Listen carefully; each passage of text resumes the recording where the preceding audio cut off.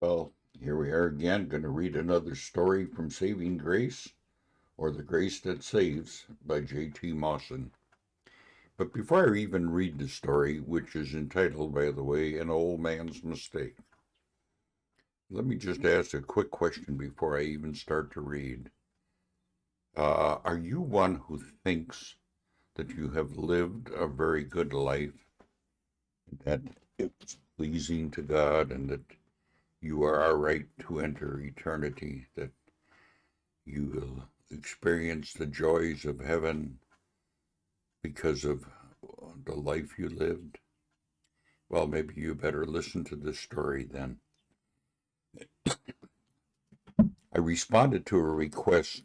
I called to have a talk with an old man who was too ill to leave his bed. I assured him, he assured me that he had lived a good life and so had nothing to fear of the future. I said, I had better read to you from God's book. We shall get the truth of the matter there. So I read, There is none righteous, no, not one. There is none that does good, no, not one. There is no difference, for all have sinned and come short of the glory of God.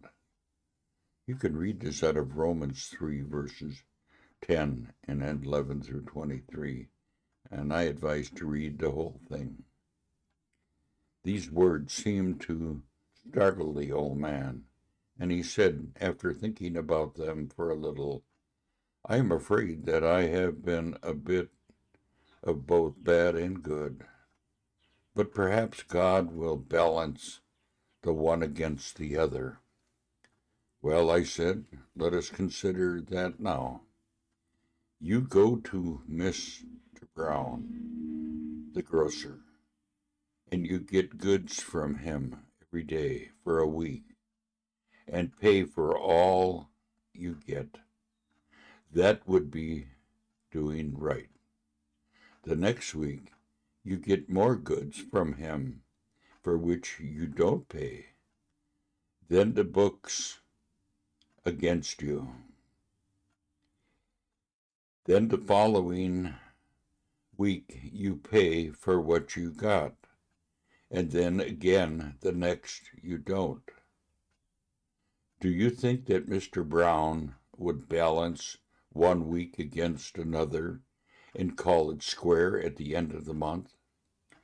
No, he would not, was his reply, and it seemed as though the folly of his false hope of future was apparent to him. There is a good many folk whose notions are very much akin to his. They hope that what they call the good in their lives will offset against the bad, kind of like the balance of a scale in the day of judgment.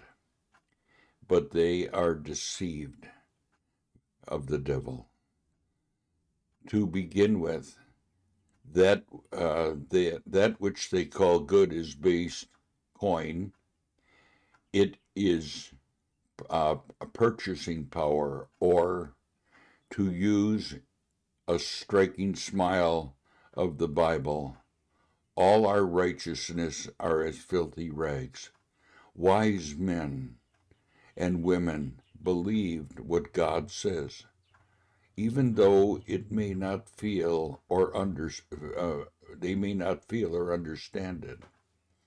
And when they own that they have no goodness, but are sinners indeed, lost and helpless, then they are ready to hear the glorious gospel statement.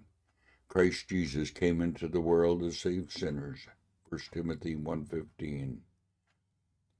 The Son of Man is come to seek and to save that which is lost. Luke 19:10. When we were yet without strength, in due time, Christ died for the ungodly. Romans 5:6. I have another little poem. Get right with God, for the life is sad and dreary, without the sunshine of his face divine. Turn now to him who offers untold blessings to satisfy the needs of souls like thee. Get right with God.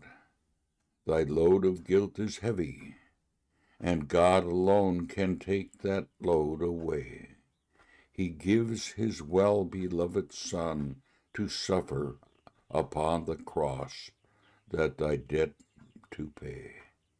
Get right with God, no longer be rebellious against the love that seeks thy soul to win. Bow down at last, as thy Lord confessed him, whose blood alone can cleanse away thy sin. Get right with God, eternity before thee. How dark 'twill be, if banished from his face, thou goest forth into the night of sorrow, a stranger ever to his saving grace.